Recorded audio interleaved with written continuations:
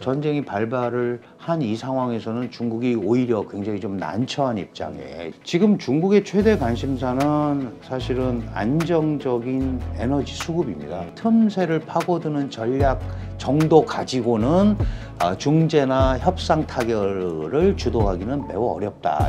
어쨌든 중국은 자신들의 외교 지평을 넓히는데 중동이 굉장히 중요한 지역인 겁니다.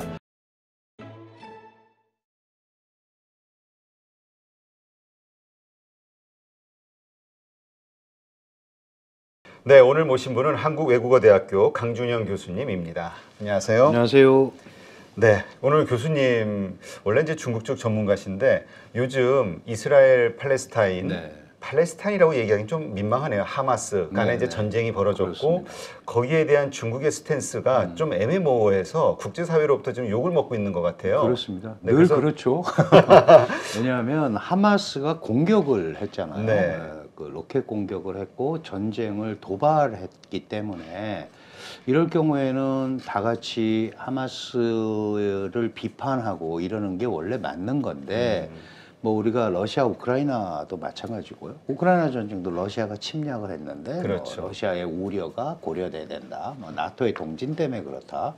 뭐 북한 핵 문제도 항상 자신들이 약간 불편한 문제에 대해서는 항상 관련국의 자제를 바라고 뭐 이런 걸 생각하고 평화적으로 해라 이렇게 얘기를 한단 말이죠. 그러면 지금 이런 하마스가 이스라엘을 공격한 거는 어쨌든 전혀 무방비 상태에서 다른 그런 무슨 갈등 상황이 지금 당장 있었던 것도 아닌데 로켓포 공격을 해서 무고한 시민들이 이제 살상을 당했어요. 그런데도 비판에 동참하는 게 아니고 팔레스타인 문제가 원래 그때부터 복잡하게 돼 있었으니까 국가를 빨리 만들어주는 게 좋은 방법이다. 뭐 이제 이런 식의 아주 우회적으로 또 뒤로 한 발 빼는 모습을 보여줬단 말이죠.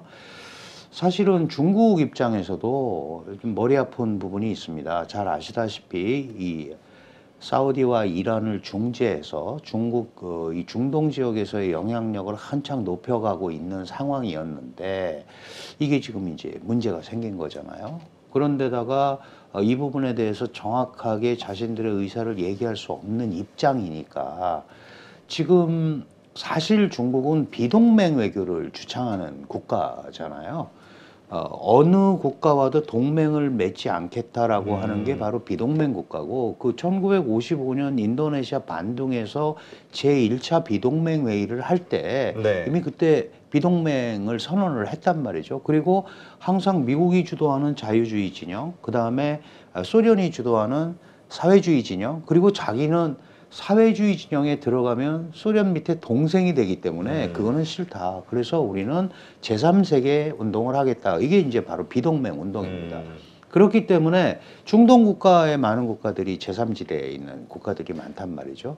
그 맹주를 자처하면서 미소 사이, 특히 냉전 체제가 깨지고 나서는 일방적으로 미국의 영향력에 놓일 수밖에 없는, 특히 이스라엘과 중동 전쟁에서 이스라엘이 이기지 않습니까? 그리고 그렇죠. 그 유태인이나 이 복음주의 원리 교회 여기에 지원을 미국에서 강력하게 그 이스라엘을 해주기 때문에 사실 중동과 이스라엘이 싸워도 이스라엘이 항상 그 어떤 주도권을 가지고 갔었단 말이죠. 이런 상황에서 그 지역에서의 공백, 영향력을 최대한 늘려보겠다라고 해서 시도한 게 사우디와 이란의 중재고 네. 이거는 잘 아시다시피 수니파와 시아파로 갈라져 있는 이 소위 아랍권 이거를 중재했기 때문에 굉장한 사실 미국한테는 충격인 거죠. 네. 게다가 사우디와 미국 간에 특히 빈살만 황세자가 미국 말을 잘 안 듣고 그렇죠. 또 시진핑 중국 국가주석을 만나서 뭐 위엔화로 결제를 하겠다 뭐 이제 이러면서 그러나 사실 쉽지는 않죠. 쉽지는 않은 이유가 사우디는 여전히 미국의 의지에서 안보를 관리할 수밖에 없는 또 그런 입장이란 말이죠. 그런 상황에서 좀 이제 그 소위 공백, 미국의 공백을 최대한 파서 중동 정책을 해서 성공했다고 생각을 했는데 이게 이팔 전쟁이 이렇게 터지면서 물론 이제 팔레스타인도 아닙니다. 말씀하신 대로 하마스가 공격을 한 거니까 이것 때문에 전쟁이 발발을 했고 그렇죠. 전쟁이 발발을 한 이 상황에서는 중국이 오히려 굉장히 좀 난처한 입장에 지금 처한 게 아닌가 이렇게 판단이 됩니다. 이게 그 전쟁이라고 불러야 되느냐라고 의문 제기하는 분도 있더라고요. 왜냐하면 갑자기 민간인들을 향해서 그러니까 군사 공격을 한 게 아니라 그 민간인을 향해서 한 거기 때문에 테러 아니냐 이런 의견들이 많더라고요. 네, 맞습니다. 그 부분도 분명히 있죠. 왜냐하면 군사적 대치 상황에서 무슨 문제가 생겨서 벌어진 일이 아니고 일방적으로 어린이와 부녀자들이 대부분 있는 그런 이제 민간인 지역들을 일방적으로 공격을 한 거란 말이죠. 그런 면에서 이게 전쟁이라고 그럴 수는 없다라고 얘기는 하지만 어쨌든 지금 이스라엘이 그 부분에 대해서 분명하게 반격을 공언을 했고 미국도 지원을 하겠다고 그러고 그러니까 이제 전쟁 상태로 들어갈 수밖에 없는 그런 이제 상황이 돼버린 거죠. 왜 일어났느냐. 지금 많은 사람들이 하마스가 지금 이 대목에서 저 전쟁을 일으켜서 얻을 게 뭐 있을까. 그러니까 아무리 생각을 해봐도 그죠? 얻는 게 없어요. 뭐 저도 이런저런 우리 이제 이 관련 연구 기관들이나 이렇게 얘기를 해보면은 지금 이 대목이 이게 뭔가 아무것도 안 맞는 그 퍼즐이 안 맞춰지는 대목인데 어쨌든 전반적으로 보면 미국과 사우디아라비아의 관계, 뭐 그다음에 여기에 또 이제 이란과 사우디 관계 이런 게 이제 얽혀 있는데 이란이 볼 때는 이게 이제 자기네가 사우디하고 잘 이렇게 갑니다마는 이게 자칫 잘못하면 그 미국의 영향력이 사우디 쪽으로 몰려서 더 커지게 되면 복잡해진다.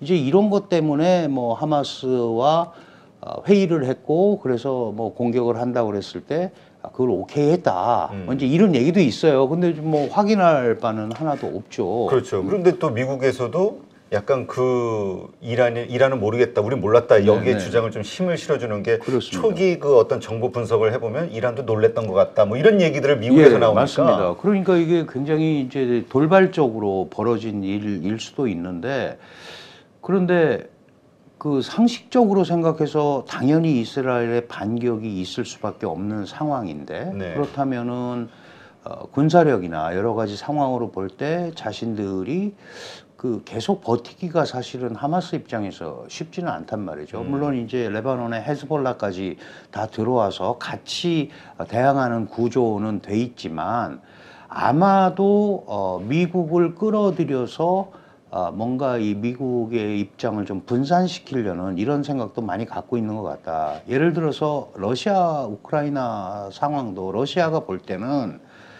이제 중동에 미국이 개입을 혹시 하게 되면 자기네한테 화살이 좀 덜 올 수밖에 없다. 이런 생각을 할 거고 중국 입장에서도 어떻게 보면 미국이 두 개의 전장을 운영하기는 쉽지 않으니까 만약에 우크라이나 전쟁이 러시아의 패배로 끝나면 모든 화력이 중국한테 집중이 될 상황이었는데 지금 이 팔레스타인, 이스라엘 이게 생기니까 어떻게 보면 더 이제 미국의 계획대로 신경을 못 쓸 수 있는 상황도 오지 않느냐. 그러니까 이게 사실은 어느 하나 때문에 그렇다고 얘기하기가 굉장히 어렵고 굉장히 여러 가지가 복합적으로 얽혀 있다. 그런 의미에서 중국의 중동 정책이 뭐 이걸로 인해서 갑자기 바뀐다거나 이럴 가능성은 지금 없고 중국도 그걸 지금 관망하고 보고 있는 상황 아닌가. 왜냐하면 시리아 같은 데는 중국과 러시아가 미국의 대척점에 서서 시리아를 지원하고 있잖아요. 그러니까 이게 지역별로 굉장히 미국이라는 제1의 적, 중국의 입장에서 보면 거기랑 생각을 하는 것, 거기를 대항해서 생각을 하는 것하고 중동 지역 자체를 생각하는 거하고는 또 조금 다를 수가 있다. 특히 중국이 이렇게 중동 지역에 애를 쓰는 이유는 사실은 이제 안정적인 에너지원을 확보를 해야 되잖아요. 그렇죠. 그런데 이게 잘 아시다시피 호즈무르 해협을 거쳐서 말레카 해협을 거쳐서 남중국해를 해서 중국으로 들어온단 말이죠. 그 호르무즈나 말레카가 미국의 통제하에 있으면 문제가 생기면 안 된단 말이죠. 그러면은 중국의 중동 정책이라는 거는 그 루트를 통하지 않고 다른 데를 통해서 송유관을 통해서 온다면 굉장히 자유로워지지 않겠습니까? 그러니까 예를 들어서 미얀마라든지 이런 데 그 군부를 지원하는 것도 그런 거거든요. 거기로 송유관을 빼가지고 오면은 말레카 해협을 거치지 않고 육지를 거치지 않고 이렇게 올 수 있고 1대1로 투자를 열심히 해서 소위 항구의 지배권을 확보한 지역을 통하면 그런 걸 또 피해서 올 수 있단 말이죠. 그러니까 중국은 일단 기본적으로 안정적인 에너지 수급, 그 다음에 그런 걸 통해서 또 미국의 대중동 영향력 상쇄 이런 것들이 복합적으로 얽혀 있는 매우 중요한 지역인데 이렇게 이스라엘 팔레스타인 간에 진짜 전쟁이 터져버리면 그런 생각을 할 겨를이 별로 없어지는 거죠. 왜냐하면 미국이 더 강력하게 직접 개입은 안 하고 지상군 파견을 안 하더라도 이스라엘에 대한 지원은 당연히 계속될 수밖에 없고. 그러게요. 뭐 벌써 무슨 뭐 긴급전에서 2조 얼마 뭐 그렇습니다. 지원한다고 뉴스 나오던데요. 그리고 지금 벌써 그 항공모함 강습함을 지금 뭐 2개 전단을 파견하네 만에 하나를 이 교체할 거네 뭐 이런 얘기들이 많이 나오고 있잖아요. 그러니까 중동 지역의 이익을 또 미국이 포기하기가 굉장히 어렵다. 그렇죠. 그럼 이게 자칫 여기에서 중국이 그걸 강력하게 나서면 이게 또 다른 미중 갈등의 요소가 되기 때문에 그렇죠. 사우디 때문에 예, 안 보였는데 그런 것들을 지금 뒤로 한 발 빼면서 중국은 일단 조금 관망하는, 그래서 늘 나오는 유관국의 자제를 바라고 협상을 통해서 해결하기 바란다라는, 우리가 북핵 문제 나왔을 때 너무 많이 들었던 똑같은 패턴의 말을 지금 계속 반복할 수밖에 없다, 이렇게 봐야 될 것 같아요. 그러니까 자기에게 어떤 이해득실이 있을 것인가 아직 계산이 안 끝나고 그런 지금 머리를 같습니다. 막 돌리고 네. 그러니까는 일단 그냥 의례적인 말만 하는 상황. 지금 상황에서 중국이 나선다고 누구를 지원할 수 있는 상황도 아니고요. 그리고 자기네들이 그런 흐름을 뭐 평화 중재 이런 걸 끌고 간다고 그래서 거기에 누가 지금 이거를 같이 마주 서겠어요. 내가 중재할 테니까 팔레스타인 하마스와 이스라엘이 같이 내 중재하에 모여라. 이게 이제 중재 회의인데 이게 불가능하잖아요. 그렇죠. 근데 뭐 우크라이나도 중재하겠다고 갔다가 안 된단 말이죠. 그거는 우선 첫째, 중국의 뭐를 믿고 우리가 가느냐라는 생각을 이 국가들이 할 거 아니에요. 그러면 거기에 대해서 정말 중재자로서의 기능과 역할을 하고 있다는 걸 보여줘야 되는데 실제로 그렇지 못했잖아요. 저희 현재까지. 그렇지. 이제 그런 것 때문에 그런 신뢰도 얻고 있지 못한 가운데 미국과 다른 나라와의 관계가 소원해진 틈을 타서 그 틈새를 파고드는 전략 정도 가지고는 중재나 협상 타결을 주도하기는 매우 어렵다, 이렇게 봐야 될 것 같습니다. 네. 그렇군요. 하여튼 그 중국의 그 중동 전략이 도대체 무엇이냐에 대해서는 계속 그 사우디하고 이란의 그 국교 정상화를 그 중재하면서 나왔던 이야기잖아요. 네, 도대체 네, 뭘 원하는 거지? 그 사실은 이제 중동 지역에서의 영향력이라는 게 결국은 미국의 영향력이 가장 크잖아요. 그렇죠. 사우디가 이제 맹주 국가고, 그 다음에 이란에 대한 제재를 가하면서 그 소위 이란을 배척하고, 이 구도가 계속 가면은 결국은 사우디라는 국가가 어쨌든 석유 매장량이라든가 특히 빈살만의 외교력이라든가 이런 걸 보면 미국이랑 대척점을 쓰려고 해도 사실 서기가 어려워지는 그런 구조란 말이죠. 여전히 미국제 무기를 수입을 해야 되고요. 그렇죠. 이런 구조이기 때문에 이 구조를 그냥 계속 바라보고 있는 거는 중국의 역할이 그만큼 줄어드는 거잖아요. 그런 의미에서 이란과 이 사우디를 중재해서 자신들이 중동 지역에서의 어떤 평화 이미지, 그 다음에 중재 이미지, 중재 능력 이런 것들을 과시한다면 그 자체가 미국에 대한 견제가 되는 거죠. 그래 중동 정책이라는 게 뭐 따로 뭐를 지원하고 이렇게는 굉장히 구조적으로 어렵습니다. 다만 미국과 대척점에 있는 국가들에 대한 소위 그 꼭 물질적 지원이 아니더라도 그런 소위 그 같은 흐름을 가지고 간다라는 이런 지원 정책. 사실은 중동 이런 것들이 다 말로만 많이 했어요. 그러다가 이제 그 중동 국가들 특히 그때 사우디 만나고 그러면서 이제 원조도 많이 하겠다. 특히 사우디한테도 중급 기술력 같은 거는 사우디가 필요한 기술력은 중국이 가지고 있거든요. 그러면 사실 그런 중급 기술력이 계속 간다고 하면 그거는 또 미국한테는 마이너스지 않습니까? 그러니까 중국에 대해 중국이 그 운영할 수 있는 과학기술 역량이 더 이상 커지면 또 안 된단 말이죠. 네. 그래서 이제 기술 제한 패권, 기술 패권을 가지고 계속 싸우는 거기 때문에 어쨌든 중국은 그 틈을 뚫고 자신들의 외교 지평을 넓히는데 중동이 굉장히 중요한 지역인 겁니다.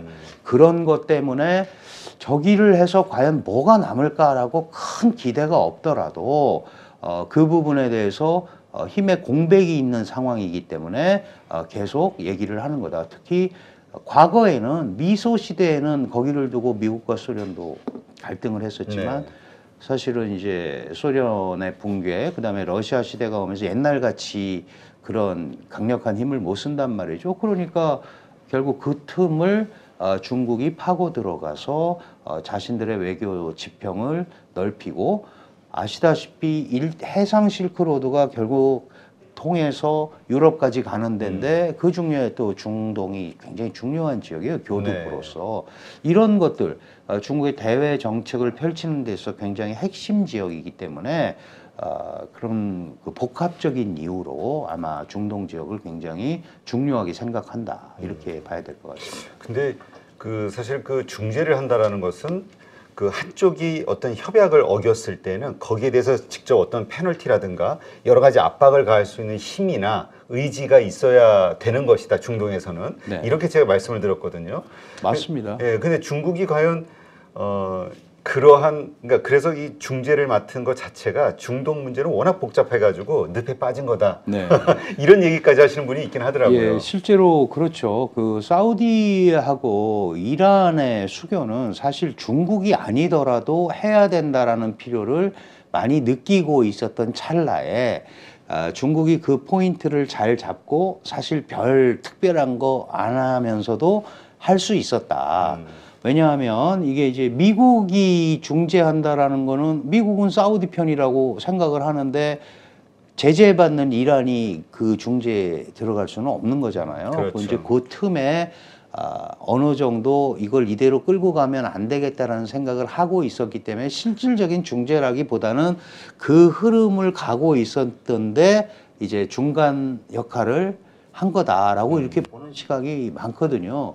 지금 말씀하신 대로 중재라고 하는 것은 제3자의 입장에서 둘을 컨트롤을 해줘야 되는 거예요. 그렇죠. 그런데 실제로 중동 지역에서 중국이 이란이나 예를 들어 가지고 사우디와 그런 관계에 있느냐, 그거는 사실 꼭 그렇게 볼 수가 없죠. 그 아랍 세계라는 경우는 또 자신들만의 세계가 있잖아요. 위구르 자치구는 예를 들어서 이슬람, 여기에 대해서 예를 들어서 아프가니스탄이라든지 이런 국가들이 중국의 위구르 자치구하고 국경을 마주보고 있고 이슬람교도 다 왜 위구르 자치구에서 이슬람 교도들을 압박을 하느냐라고 또 얘기합니다. 그럼 중국은 또 그거는 오해다라고 이렇게 얘기하지만 이슬람 국가들한테도 다 이 소위 그 환영을 받고 있는 건 아니거든요. 이제 그런 의미에서 중국은 기본적으로는 이 중동 지역에서 자신들의 외교 역량을 넓히는, 그리고 그거를 통해서 안정적인 에너지를 수급하고 그 상황을 통해서 미국의 상대적인 압박을 감소시키는 그런 그라운드로 삼고 있다. 이렇게 보는 게 더 맞을 것 같습니다. 네. 그렇다면 그렇게 영향력을 키우고 싶어하는 어떤 그런 의지 때문에 혹시나 이 이스라엘 팔레스타인 이쪽 문제에서 어쨌든 미국보다 팔레스타인 뭐 어쨌든 정서는 반미가 강하니까 그 반대쪽 사이드에서 자기들이 어떤 역할을 할까 하는 고민을 하지 않을까요? 이제 역할을 해서 이 전세를 뒤집거나 자기네가 이길 수 있다면 할 가능성이 있죠. 그런데 지금 팔레스타인 하마스가 먼저 공격을 했고 일단 어쨌든 침략의 입장에 있는데 여기 편을 들어주게 되면 똑같은 침략자가 되는 겁니다. 예를 들어서 우리가 북러 밀착에 중국이 들어가면 이 국제 기피국가 두 나라하고 중국이 손을 잡는 꼴이 되는 거거든요. 그러니까 그렇죠. 선을 그으려고 애를 쓰는 거죠. 우리는 경제, 뭐 의료 이런 부분에 대한 것만 하겠다. 군사협력 얘기는 꺼내지도 않고 북한과 러시아의 밀착에도 똑같은 얘기하죠. 그거는 그 두 나라의 문제다. 마찬가지로 팔레스타인과 이스라엘 여기에도 깊숙이 개입하려고 할 수가 없을 거예요. 그리고 말씀하신 대로 이스라엘 편보다는 팔레스타인 편을 들을 수밖에 없는 상황인데 조건상 그렇게 들어서 과연 내가 이기거나 혹은 이걸 통해서 나의 위상이나 지위가 더 올라가는 게 있다면은 할 수 있지만 그게 아니라면은 중국이 섣불리 하기가 매우 어렵다. 그런 의미에서 외교부 대변인 성명이 그렇게 아주 일반적인 그런 형태를 띌 수밖에 없는 고민이 바로 중국이 안고 있는 딜레마다 이렇게 봐야 될 것 같습니다. 뭐 이란은 지금 부정하고 있습니다만 어떤 증거나 여러 가지 정황들이 나오면서 이란이 배후에 있다 이렇게 되면은 또 이란과 사우디 중재한 중국의 입장에서는 어쩔 수 없이 또 관여할 수밖에 없을 것 같긴 한데요. 그것도 좀 이제 애매해졌죠. 애매해졌는데 뭐 지금 사실은 미국이 그런 정보를 갖고 있다고 하지만 그게 구체적으로 나오기는 어렵습니다만은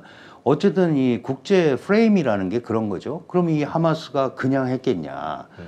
뭐 레바논도 도와주고 헤즈볼라도 도와주고 이란도 결국 도와주니까 이렇게 가는 거 아니냐? 이런 이제 그 틀로 지금 가고 있는 거고 거기에서 결정적으로도 아니다라고 할 수 있는 증거를 들이밀어야 되는데 그것도 사실 없잖아요. 그렇죠. 그러니까 분위기상 아마 내부적으로 그런 데 대한 인식의 일치가 이루어져서 공격을 한 거라고 본다면 이 중재를 해서 중동의 평화를 이루었다라고 얘기하는 게 굉장히 뻘쭘해지는 이제 그런 상황이 되는 거고 그게 만약에 잘못된다면 중국의 중재력이라든가 그런 것도 손상이 가는 거죠.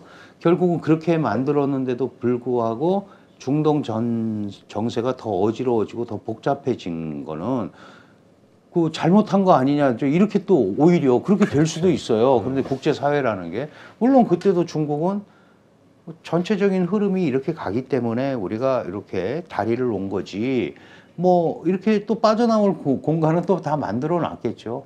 그러나 어쨌든 전체적인 틀에서 보면 중동 국가라는 게 이제 아랍 지역과 이스라엘 간에 이렇게 이제 싸움이 되는 건데 아랍 지역은 내부적으로 분열이 돼 있습니다만은 어쨌든 아랍 민족주의로는 뭉칠 수밖에 없는 구조고 그러면 중국은 결국 이스라엘 편을 들기보다는 여기 편을 들어야 되는데 이게 들어서 승산이 없다고 판단이 되면 계속해서 중립적 입장을 견지하고 뭐 비동맹 얘기 꺼내면서 갈 수밖에 없는 제3세계, 제3지대 이렇게 갈 수밖에 없는 구조가 아닌가 저는 그렇게 판단이 됩니다. 참 하여튼 중국도 그 혹시나 하는 그 두려움을 가질 수도 있겠네요. 이란이 혹시나 관여돼 있을까 하는. 예, 그렇게 되면은 그 이제 손상이 오겠죠. 그럼에도 불구하고 중국은 그럼 우리는 몰랐다. 또 이제 분명히 이럴 거고요. 지금 중국의 최대 관심사는 사실은 안정적인 에너지 수급입니다. 에너지 수급. 왜냐하면 중국이라는 게 잘 아시다시피 전 세계 원유의 50%를 수입해서 써야 되는데 이게 수입을 하려면 그래서 달러가 필요한데 없으니까 인민폐 결제하자고 자꾸 그러고 다닌단 말이에요. 이 중동 정세가 나빠지면 에너지 수급이 굉장히 어려워지고 에너지 수급이 어려워지면 물건을 또 만들 수가 없고 이제 이런 악순환 구조에 또 들어갈 수 있기 때문에 어쨌든 이 부분을 더 이상 확산되지 않고 이렇게 마무리될 수 있도록 하는데 굉장히 애를 쓸 거다. 그런 부분에서는. 네. 왜냐하면 그 이전에도 이 팔레스타인 전쟁이 뭐 11일, 10일, 2주 이렇게 간 적은 있거든요. 그 안에서 어떻게 해보려고 이게 더 이상 번지지 않도록 하려는 애는 많이 쓸 거다. 그래야 자신들의 어떤 역할이나 이런 것들이 더 이상 훼손되지 않고 갈 수 있을 거다 이렇게 생각을 할 건 같습니다. 네. 하여튼 중국이 어떤 스탠스를 취하는지 계속 좀 지켜봐야겠네요. 네, 네. 그거에 따라서 어떤 식으로 지금 중동을 판단하는지 어떤 정보로 약간 미묘하지만 또 그 어떤 분위기를 읽을 수 있겠는데요. 그렇습니다. 당연히 그렇습니다. 왜냐하면 뭐 모든 국가가 결국은 자신들이 수집할 수 있는 정보와 그걸 가지고 자신들이 어떻게 행동해야 되는지에 대한 판단을 하는 거잖아요. 그게 이제 전략이라는 이름으로 나타나는 거잖아요. 남들이 다 아니라고 해도 우리는 이 대목에서 이렇게 가는 게 훨씬 낫다라고 하면 그런 전략적 선택을 하는 거거든요. 그러니까 중국도 이 중동 상황을 보면서 거기에는 러시아와의 역학관계, 미국과의 역학관계, 그다음에 중동 지역과의 역학관계가 다 얽혀 있으니까 그런 부분에 대한 자신들만의 전략적 계산을 할 거고 그거에 의해서 뭐 중립적 입장을 취하든지 아니면 좀 더 진전돼서 뭐 얘기를 하든지 이런 흐름을 가지고 갈 수 있지 않을까 이렇게 판단이 됩니다. 네, 알겠습니다.